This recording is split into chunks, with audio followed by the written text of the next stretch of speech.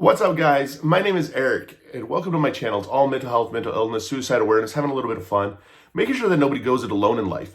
If you haven't hit that like and subscribe button, hit the like and subscribe button. This video is about 9 myths that surround anxiety. I am diagnosed with ADHD, PTSD, GAD, and MDD. I'm a recovering addict of alcohol and cocaine, also lost a wife and a father to suicide. And my passion is to help anybody out there struggling, just sharing experiences, resources, tools, because let's face it, life will beat us the fuck up. And sometimes just hearing what somebody else has been through makes a little bit of a difference. So if you're new, hit that like and subscribe button. 9 myths that surround anxiety.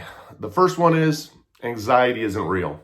I've been told that a lot. I am diagnosed with GAD, General Anxiety Disorder. I'm actually prescribed Xanax, which is a benzodiazepam, if my anxiety gets too much. I wish anxiety wasn't real. It can be confused for fear. It can be confused for anxious. But anxiety itself is an overwhelming fear of nonstop thinking. And it's not just one fear. It's not like, hey, I'm going to give a speech. My hands are a little bit sweaty. No, it is fear of pretty much everything. Heart rate goes up. I mean, you can feel the physical differences of when anxiety starts to kick in. Your chest tightens, your stomach tightens, you can throw up.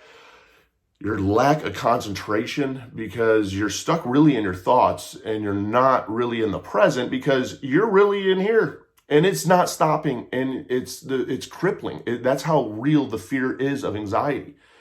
One of the big ones too is lack of sleep. That's one that I struggle with a lot personally because I'm laying in bed, nothing's going on. My brain starts to wander and worry about everything and it doesn't stop. That's one of the biggest things that is a myth around anxiety. Another one is that anxiety goes away on its own. You know what? It doesn't. Anxiety does not go away on its own. It doesn't mean that you're going to be stuck with it forever, but it just doesn't. You don't wake up one day and just go, oh, guess what? Life is good all of a sudden. I don't have a worry in the world and let's move on. Doesn't work that way. Another misconceived thought of anxiety is people with anxiety avoid stressful situations. Couldn't be further from the truth. I am, again, diagnosed with GAD.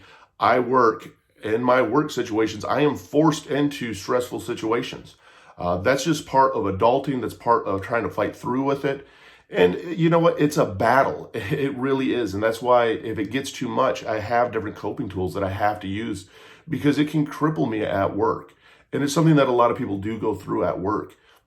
It doesn't mean that we're going to avoid any kind of stressful or worrisome situations. We might be throwing up in the bathroom and you don't fucking know it. And we're going to go back out and pretend that everything's okay. That's what struggling with anxiety is like. Another common myth of anxiety is that anxiety disorders are not common.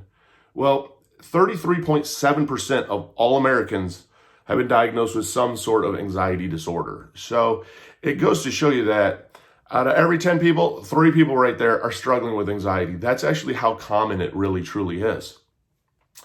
Another one is panic attacks cause you to faint. Now, anxiety attacks and panic attacks are different, but one of the things when you do have a massive amount of anxiety, panic attacks just hit right out of the blue. And I have had them before. It is extremely uncommon for anyone to faint during a panic attack because you think you are fucking dying. It's not uncommon for somebody to call 911 thinking that they're having a heart attack because you cannot breathe. If you've ever had one of these, they last extremely long. They're a lot more intense than what an anxiety attack is. And the first one I had, I literally thought I was dying. I mean, my heart hurt that much. I couldn't breathe. I'm gasping for air. Literally, the pain was there. It was real. I couldn't breathe. And you're saying your last goodbyes in your head, but to faint, that's extremely, extremely uncommon for anybody to ever faint during a panic attack. If you are fainting, it might be something else, and definitely get with a doctor on it.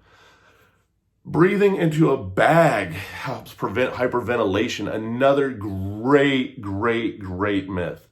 Now, the whole breathing in the bag deal was because there are breathing techniques that will help calm anxiety. But breathing into a bag does not prevent anything. What it really actually does is it gets your breathing cycle down. A lot of times when we're overwhelmed with anxiety, we do get a lot of trouble breathing because we you can't breathe and you're just start gasping for air. It's like you have COPD, shortness of breath. You're gasping and gasping for air. It's almost a little bit like drowning.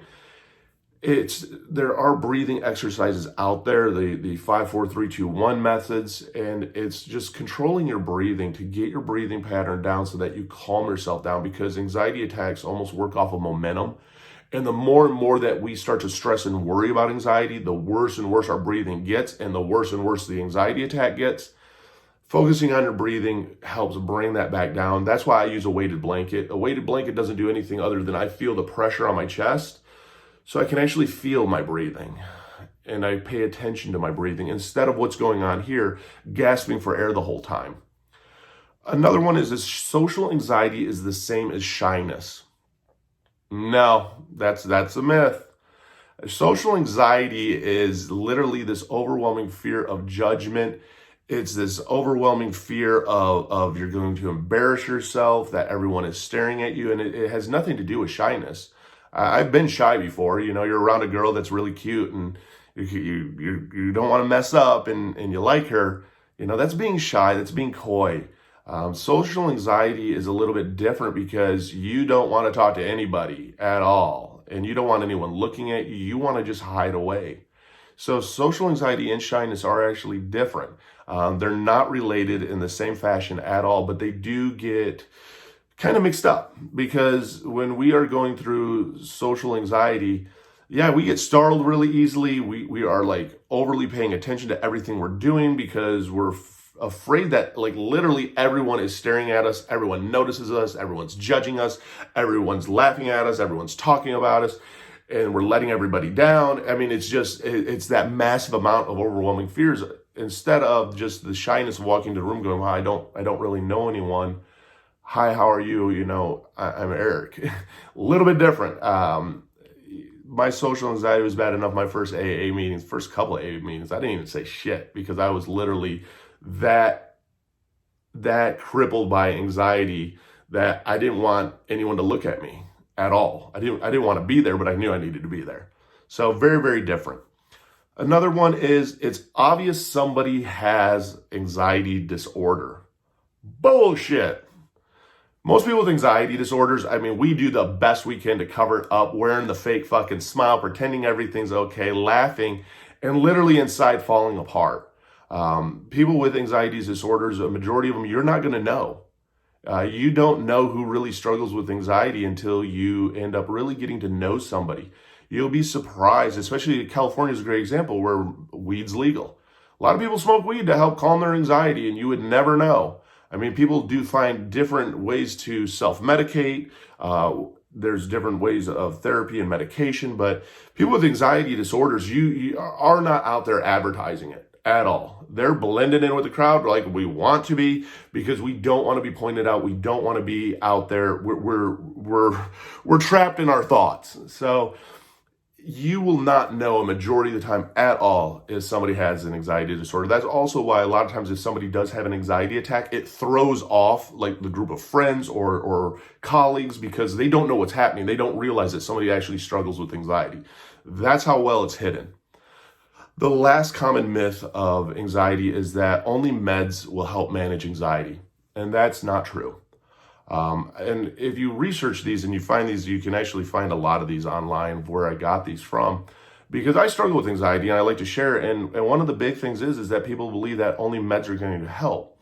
Now, meds do help. That is part of the treatments that can help manage it.